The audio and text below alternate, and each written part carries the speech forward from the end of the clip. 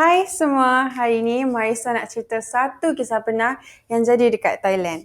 Mesti korang biasa tengok cerita hantu Pimak Thailand tu kat TV kan? Walaupun filem yang kita tengok tu adalah filem komedi seram, tapi itu adalah kisah sebenar inspirasi daripada kehidupan Menak Prakanong di Thailand. Watak utama dalam filem ini adalah Davika Honi sebagai Nak dan Maureo Maura sebagai Mak. Hari ni Marisa bukan nak cerita pasal filem tu tau. Marisa nak cerita kisah sebenar di sebalik kisah Nak and Mak. So, dekat Thailand ni ada sebuah kuil yang terkenal di Bangkok iaitu Menak Prakanong yang terletak berhampiran Sukhumvit Road, Soi 101 di Wat Mahabut. Di situlah terletak makam Menak. Kisah urban legend hantu Menak ni memang menakutkan rakyat Thailand sejak berabad lamanya. Seperti yang korang tengok dalam movie, ceritanya adalah pada abad yang lalu, semasa pemerintahan Raja Wongkok pada tahun 1851 hingga 1868. Bangkok ketika tu masih dikenali sebagai Venice di Timur. Seorang wanita yang dikenali sebagai Nak telah berkahwin dengan seorang lelaki yang dikenali sebagai Mak. So, mereka berpindah ke sebuah rumah di daerah Prakanong di Bangkok berhampiran dengan Wat Mahabut tu. Selepas beberapa ketika, suaminya diminta untuk berperang. Ketika tu, Nak sedang hamil. Semasa suaminya pergi berperang, Menak ni sakit hendak bersalin, kemudian meninggal dunia. Dia meninggal dunia bersama bayi yang masih di dalam perutnya. Rakyat Thailand percaya, jika seorang wanita yang meninggal dunia dengan bayinya masih di dalam perut, ia akan mencipta satu semangat atau roh yang kuat. Dia akan menjadi hantu.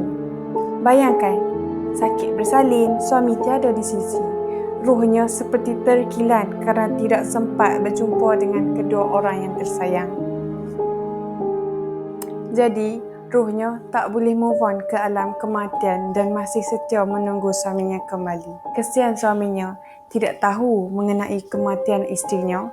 Semasa dia balik, dilihat isterinya ada di rumah seperti biasa. Ramai orang telah memberi amaran kepada Mak ni bahawa isterinya dah pun meninggal dan itu ialah roh Nak. Tetapi Mak tidak percaya dan menyatakan semua orang gila dan dengki dengan kehidupan dia. Nak dijadikan cerita dan Tuhan tu nak tunjuk suatu hari ketika Menak sedang masak makan malam, buah limau nipis yang hendak digunakan terjatuh ke bawah rumah. Oleh kerana rumah itu adalah rumah tradisional Thai yang dibina dengan papan dan lantai yang jarang-jarang, jadi tangan Menak boleh seluk celah-celah lantai untuk mencapai buah limau tu. Suaminya ketika itu selesai mandi, terkejut melihat tangan Menak yang panjang. Waktu itulah dia sedar isteri dia dah mati.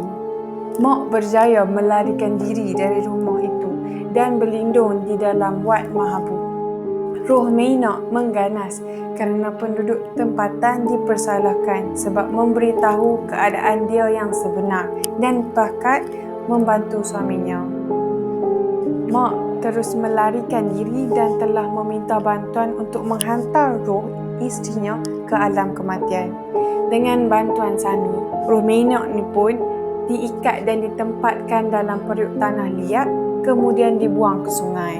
Sami membalut periuk tu dengan kain yang ditulis bahasa Pali untuk melumpuhkan roh supaya tidak keluar dan kekal dalam periuk tu.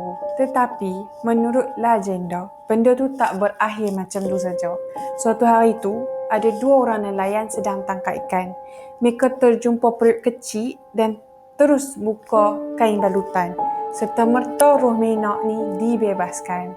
Roh tu memburu Mak yang ketika itu hidup bahagia bersama isteri barunya. Hantu Menak ni kemudiannya membunuh wanita tu sebab dia cemburu.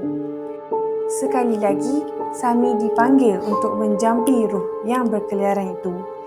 Dia dijanjikan kehidupan bahagia bersama suami dan anaknya, tetapi harus ikut kata Sami supaya tak ganggu orang lain.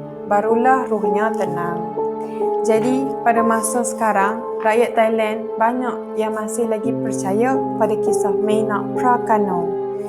Rakyat Thailand tidak suka bercakap tentang hantu-hantu ni. Sebenarnya, mereka takut jika benda tu muncul dalam mimpi dan ianya menjadi petanda yang tidak baik. Ketika ni, kebanyakan orang ramai yang melawat kuil Menak untuk beribadah dengan niat meminta semangat untuk memberkati kehidupan mereka dan keluarga mereka seharian. Ada yang mohon supaya nasib malam mereka dipulihkan. Ada juga yang datang minta nombor ekor yang dikatakan bertuah. Menak adalah nama singkatan bagi Menak Prakano. Me ini bermaksud ibu. Semasa ziarah di kuil, orang ramai akan membawa sumbangan kepada Menak Prakano seperti permainan, bunga, pakaian yang cantik-cantik, pakaian kanak-kanak serta makanan untuk dia dan anaknya. Ibu-ibu di Thai, mereka akan selalu memberi nasihat dan amaran kepada anak-anak perempuan mereka supaya pulang terus ke rumah selepas balik sekolah. Jangan merayap. Jika tidak, Menak mungkin akan menangkap mereka dan makan hidup-hidup dengan cili sos. Jadi, cerita-cerita seperti Nang Nak, Menak Prakano diadaptasikan kisah sebenar Menak Prakano. So, apa pendapat korang? Seram tak cerita ni? Jangan lupa like, komen dan subscribe. Dan boleh tekan butang loceng kalau tak nak terlepas cerita baru. Bye!